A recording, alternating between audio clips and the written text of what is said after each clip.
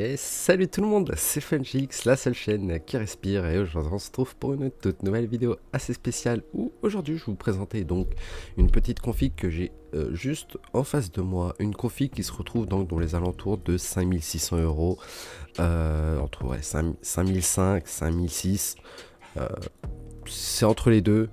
Après vous pouvez la retrouver moins chère encore une fois chez Cdiscount, Amazon ou d'autres revendeurs qu'on peut retrouver facilement sur internet, style rue du commerce aussi.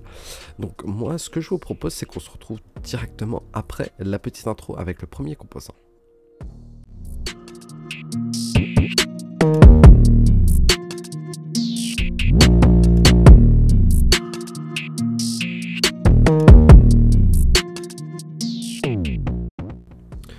Donc nous revoilà les petits potes, on se retrouve face au CPU, donc le AMD Ryzen 9 9900X, donc processeur cadencé à 4,4 GHz, overclockable jusqu'à 5,6 GHz.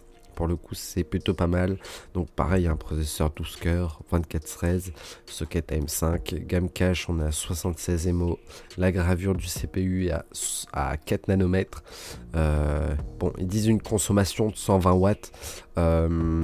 Moi qui ai pu enfin tester une version de, enfin une série de processeurs plus récentes de chez AMD.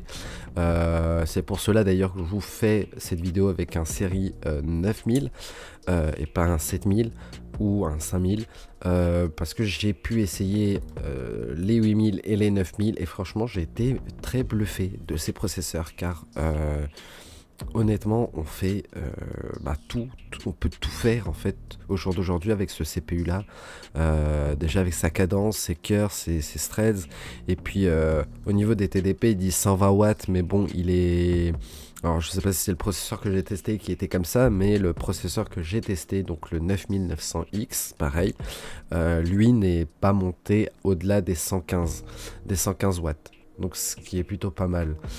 Bon après vous allez me dire c'est 5 watts de différence, c'est pas, voilà, c'est pas énorme, mais bon, c'est quand même 5 watts en moins. Donc version de la boîte sans ventilateur, hein, pareil quasiment comme tous les processeurs de dernière gêne, garantie constructeur donc 3 ans. Bien évidemment je suis parti sur un water cooling pour refroidir le CPU, donc le Corsair iQ Link H150i LCD noir. Bon, vous commencez à le connaître un peu, je l'ai présenté sur plusieurs configs ce water cooling. Pas grand chose à dire, water block assez joli avec un écran LCD. Là sur le water block, comme son nom l'indique, LCD avec un contour RGB. On a après 3 ventilateurs Corsair, pareil RGB adressable avec l'option iQ Link cette fois-ci, avec c'est un système en fait hub, hein, comme ce qui est noté ici, qui est inclus au water cooling, mais qui nous permet en fait de brancher au final un seul câble, et ça nous évite de se retrouver avec 20 000 câbles à l'arrière pour le câble management. En fait on a une série de 3 ventilateurs qui se branchent une à une en fait à la suite entre eux. Après le waterblock se retrouve avec un câble qui peut être alimenté directement au ventilateur ou directement sur les connectiques qui se trouvent juste là comme vous pouvez le voir. Au niveau de la carte mère, pareil, la MSI Meg X670 Ace, écoutez, très bonne carte mère en EATX pour ce processeur. J'ai pu l'essayer d'ailleurs sur cette carte mère, et pareil elle propose pas mal de choses déjà au niveau de l'overclocking, et pareil au niveau du BIOS on est plutôt pas mal. C'est bien détaillé, c'est bien développé, c'est ça qui est cool dans cette carte mère. Et pareil au niveau des connectiques on est servi, on a pareil les deux CPU, les deux connecteurs CPU alimentation qui sont juste en haut des slots de RAM. On a les 4 slots de RAM en DDR5. On a le Lightning Gen 5, donc ça c'est l'emplacement pour un SSD NVMe. On a donc CPU fan, pompe fan, 6 fans aussi, on en a 2 là. Ensuite, ben, on a des PCB qui se trouvent un peu partout, ici en haut et là sur le côté gauche du CPU. On a le socket AM5, hein, comme vous pouvez le voir juste ici. On a un petit écran qui affiche des codes d'erreur au cas où. On a donc après l'emplacement de l'alimentation de la carte mère. On a ici deux USB 3.2, on a deux USB 3.0, on a ici donc pareil 6 SATA, même si bon généralement maintenant on est quasiment tous avec des SSD NVMe, ça sert toujours, on sait jamais. Donc on a un 6 fan, on a un RGB 5V juste ici, on a là le front panel, on a tout plein de connecteurs qui généralement ne nous servent pas à grand chose. Après on a un petit 12 volts juste en haut du front panel, on a un bouton power, un bouton reset pour la carte mère au cas où si on souhaite flasher le BIOS ou en cas de besoin de flasher le BIOS pour avoir après accès au niveau des compatibilités CPU. On a ici deux USB 2.0, on a ici des connecteurs qui, pareil, encore une fois, c'est rare qu'on les utilise. On a après ici les d'autres 6 fans qui se trouvent juste là. Pareil, un PWM en 3 pins.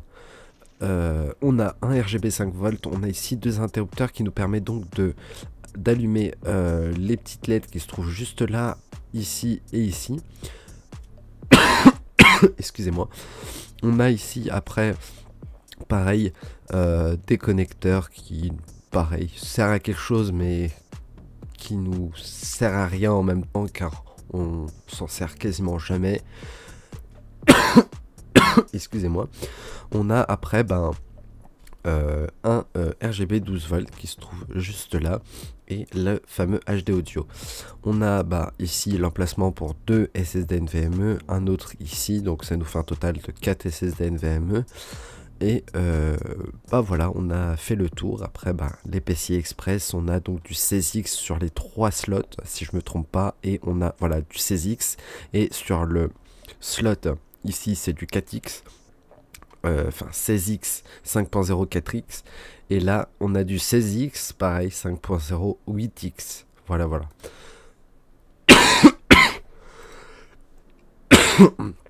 Excusez-moi.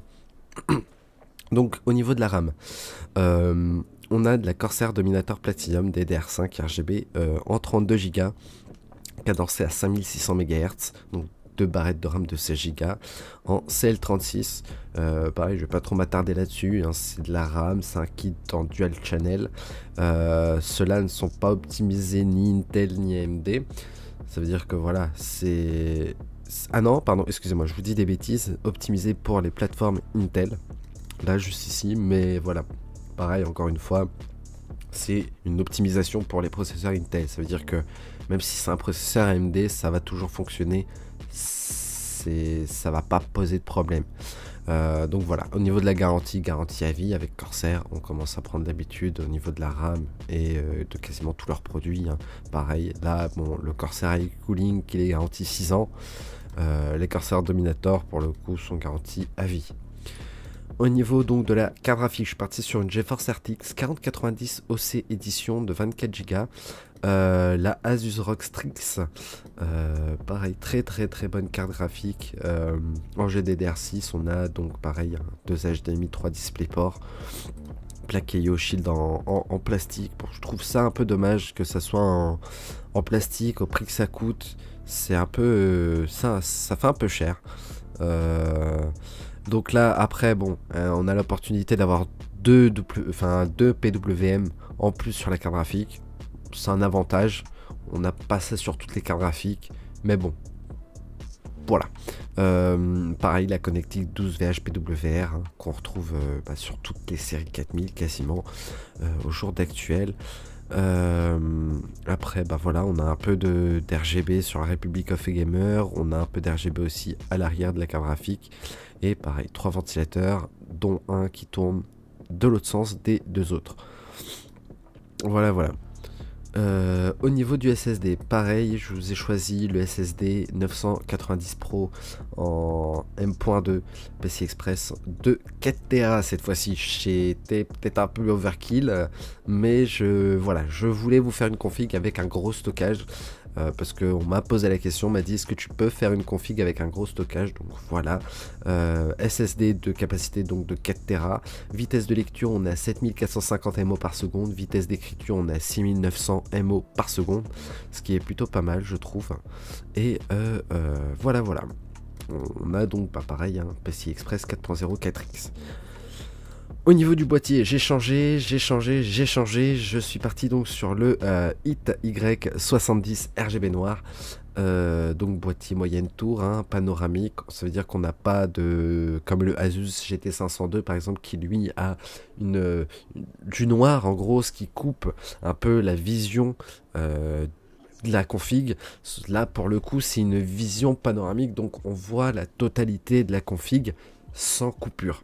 C'est du vert de partout et que vous soyez devant, sur le côté ou même ici, enfin vous allez toujours voir la config. Donc voilà. Donc à l'arrière de ce boîtier, comme vous pouvez le voir, on a l'emplacement des cartes graphiques, que ce soit à la verticale ou à l'horizontale. On a les emplacements d'alimentation, non, on a l'emplacement de l'alimentation, on a l'emplacement de la plaque IO Shield. À l'arrière, pareil, on a une grosse grille d'aération qui nous permet de bien refroidir la config. On a après l'emplacement de mettre un 360 mm en haut.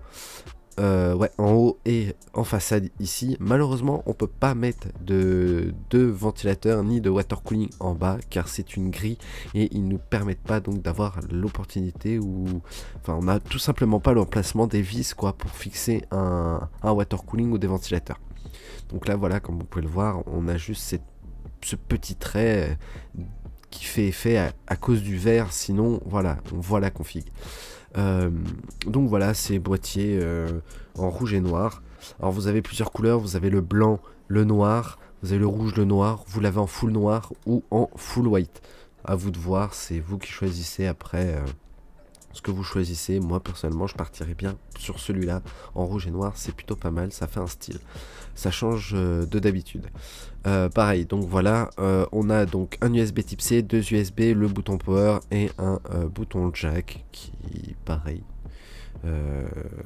Moi personnellement j'ai deux jacks sur un jack sur l'Asus GT502, mais je m'en sers très rarement, je même voir quasiment jamais. Donc voilà. Au niveau de l'alimentation, donc le dernier composant de cette config, MSI MEG AI 1300p PCI Express 5, donc alimentation full modulaire, 1300 watts ATX 12 volts en 3.0, pareil, certifié 80 plus Platinum. Donc là, comme vous pouvez le voir, hein, alimentation, pas grand chose à dire. On a le bouton power, l'entrée d'alimentation pour la brancher sur la prise secteur. Après, à l'arrière, on a donc le 12 VHPWR, on a ici les PCI Express, CPU qui se trouve juste là, on a le SATA et les Molex, et ici on a l'ATX, donc 24 pins, qui nous permet d'alimenter la carte mère. Après aussi, voilà, j'ai eu plusieurs retours sur cette alimentation, où vous m'avez posé cette question. Pourquoi il y a cette connectique là? Alors je ne saurais pas vous dire honnêtement, parce que généralement on n'utilise que ces connecteurs qui sont juste là, donc cette partie là. Mais ne vous inquiétez pas, je vous sortirai une vidéo détaillée sur cette alimentation là pour vous sortir aussi du coup à quoi elle sert cette connectique là, avec sans mention à part GI. Donc je me renseignerai puis je reviendrai vers vous dès que j'aurai un peu plus d'informations sur cette connectique.